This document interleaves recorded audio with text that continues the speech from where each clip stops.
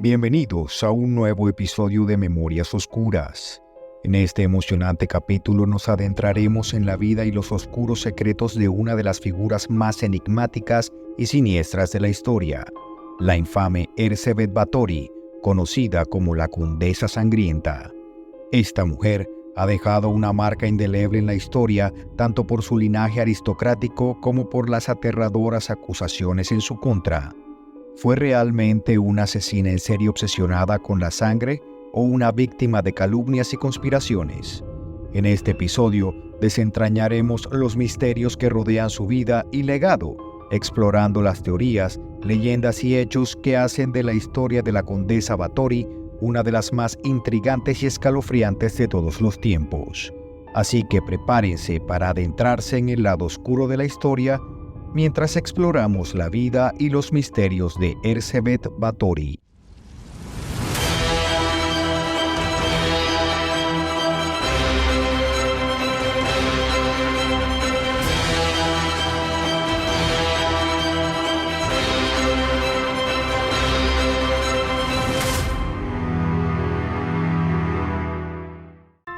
Erzsébet nació el 7 de agosto de 1560 en el castillo de Nyírbátor, Hungría, en el seno de una de las familias aristocráticas más influyentes de la región.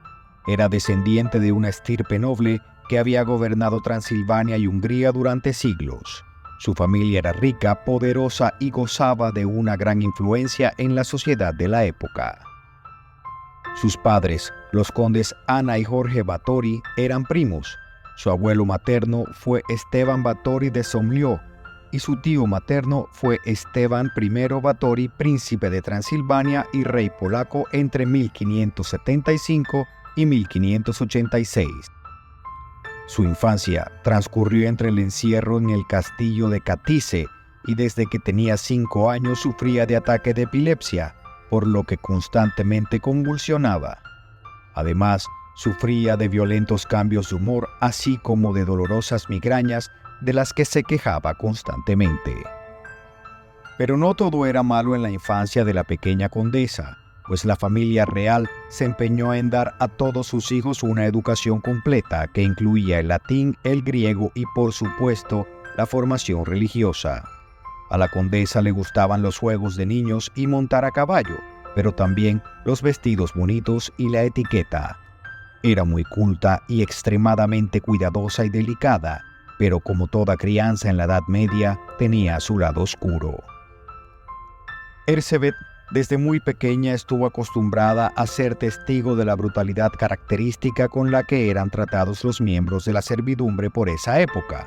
Incluso, historiadores aseguran que antes de cumplir los 10 años ya presenciaba ejecuciones públicas en su natal Hungría, sin que esto aparentemente le afectara.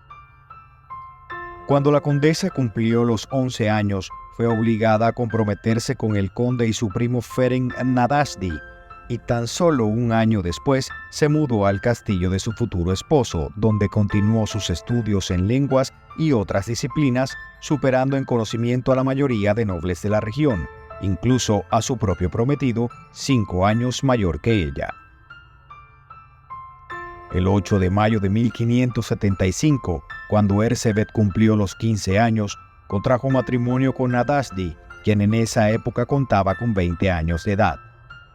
La boda fue el evento del año en Hungría y la región de Transilvania, pues los lujos caracterizaron las nupcias y la cantidad de invitados superó los 4.500.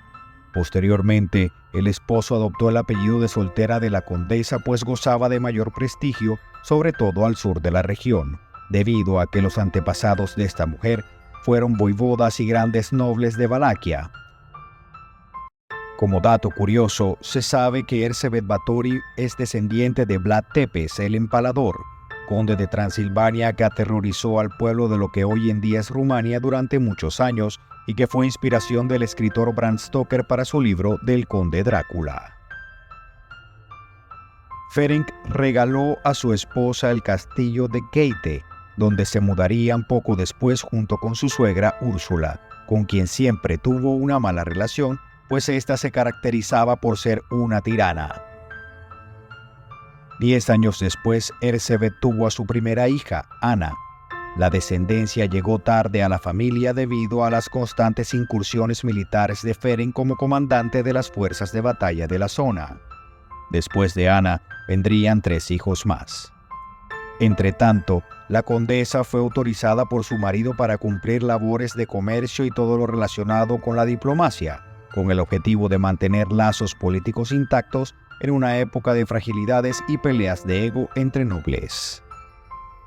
Nadasdi, famoso en toda Europa del Este por sus proezas y gran destreza en batalla, fue conocido ampliamente como el Caballero Negro y sus múltiples victorias en los conflictos llenaban cada vez más las arcas de los Báthory Nadasdi, hasta el punto en que las familias más importantes como los Habsburgo acudían a Ersebet para pedir préstamos y así costear sus propias guerras. Sin embargo, todo cambiaría el 4 de enero de 1604, cuando el Caballero Negro regresó herido en combate y muy enfermo, y esperó su muerte. Tras fallecer, la condesa sintió que tenía todo el poder para hacer lo que quisiera, sin necesidad de ser juzgada. Sin embargo, el respeto por esta familia real comenzó a perderse tras la muerte de su pilar, el conde Ferenc.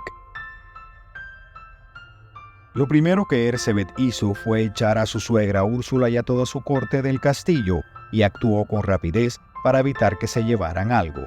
De hecho, los desterró y dejó sin un penique para sobrevivir. Y en ese momento inicia la leyenda de Ersebet Báthory como la Condesa Sangrienta. Luego de deshacerse de la familia de su esposo, comenzó a rodearse de personajes perversos para que la acompañaran en sus excesos. Janos Fixco, un enano, era el encargado de reclutar a las jóvenes. Las criadas Yona y Dorotia eran las encargadas de las torturas, y Ana Darbula, una anciana, se convirtió en su principal consejera. La leyenda cuenta que Ersebet, de 44 años, temía envejecer luego de ser elogiada durante su vida temprana por nobles y reyes de la región. Darbula le había comentado a la condesa que la sangre de vírgenes tenía propiedades rejuvenecedoras, pero Ersebet no prestaba mucha atención a los consejos de la anciana. Sin embargo, un día, mientras le cepillaba el cabello, una criada jaló más de lo normal, y esto incomodó a Báthory, quien le propinó un duro golpe en el rostro como castigo. Esta derramó por su nariz sangre que cayó directamente en la cara de la mujer, y al día siguiente notó que la piel estaba más suave en la zona en la que la sangre de la joven había caído. Sorprendida, esta fue a decírselo a Darbula, quien le sugirió seguir haciéndolo y comenzó una incursión criminal que dejaría más de 600 mujeres muertas.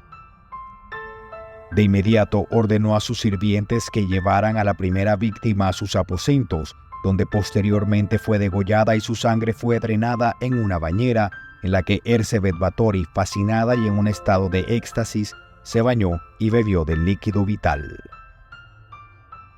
Para la condesa, el ritual dio resultado y se volvió más frecuente, pero como particularidad, antes de matar a las vírgenes, las sometía a todo tipo de torturas y abusos sexuales en medio de orgías en las que también participaban sus criados y cómplices en esta ola de depravación que parecía no tener fin. Durante los próximos 5 años, sus servidores se vieron obligados a atrapar a niñas de entre 9 y 16 años para sacrificarlas y desangrarlas. Las engañaban ofreciéndoles trabajo y comida en el castillo, pero un día cualquiera eran llamadas a una orgía en la que, después de quemar los genitales con hierros calientes y a tomar la sangre de sus cuerpos vivos mordiéndoles los pechos, procedía a colgarlas ya mutiladas y a bañarse en su sangre mientras bailaba desnuda y tenía relaciones sexuales con todos sus consejeros sin distinción de sexo. Se dice también que ante la preocupación de algunas jóvenes por la ausencia de sus compañeras, se quejaban y preguntaban por las desaparecidas, y esta mujer llena de ira les cosía la boca para que no hablaran y les cortaba los dedos lentamente mientras yacían en jaulas pequeñas llenas de púas. Era el crimen perfecto, pues la mayoría de víctimas eran hijas de campesinos o niñas sin hogar, por lo que nadie se atrevería a reclamar por sus familiares desaparecidas, temiendo represalias de la mujer con más poder en el este de Europa. Solo un detalle preocupaba a Báthory: los cuerpos se acumulaban en el castillo y el hedor se apoderaba de los sectores colindantes, dando de qué hablar entre los pobladores. Las mazmorras estaban llenas de cadáveres podridos. Las camas albergaban cada una de a 2 o 3 cuerpos que emanaban malos olores, y al irse el invierno, el calor potenciaba ese hedor que impulsó a Báthory a ordenar el traslado de algunos cuerpos a un campo cercano, saliendo de nuevo impune ante las dudas que pronto se disiparon. Pero ante el vicio de Báthory por la sangre surgió un nuevo problema. Las jóvenes de cuna pobre escaseaban en el pueblo y pronto se las ideó para solucionar este asunto. Abrió un gineceo que consistía en una especie de internado para señoritas de la nobleza, en las que la misma Báthory decía que les enseñaba lenguas, etiqueta y todo lo relacionado con el desarrollo de las mujeres como miembros de la realeza. A este asistían muchas damas debido a la gran reputación de la condesa, pero cada 3 semanas una de estas alumnas desaparecía y cada vez más se hacía complicado mantener el secreto. En una ocasión, una de las señoritas logró escapar luego de husmear en una habitación en la que le destrozaban el cuerpo a golpes a una de sus compañeras, y aprovechó el calor de la orgía y la presencia de la mayoría del personal en ese salón para escabullirse y huir, dando informe a sus familiares con título nobiliario que pronto dirigieron a las autoridades la denuncia de tal caso. Casualmente, el encargado de los asuntos judiciales en esa época en Hungría, Eslovaquia y Transilvania era el rey Matías II, con quien Erzsébet no se llevaba nada bien tras una deuda que éste había contraído con ella y que nunca le pagó. Él, que desde la muerte de Ferenc quiso quedarse con todo lo de Báthory y con miedo a que ella algún día le diera casa por la deuda que él se negó a pagarle, le ordenó al conde Jorge Thurzó, un propio primo de la asesina, para que con un ejército pequeño de 30 hombres entraran al castillo a investigar lo que ocurría. Fue el 30 de diciembre de 1610 cuando Thurzó y sus hombres irrumpieron en el sitio y encontraron una escena que aún hoy en día serviría para las historias más terroríficas que pudieran existir. En el patio de ingreso vieron a una criada en muy mal estado de salud.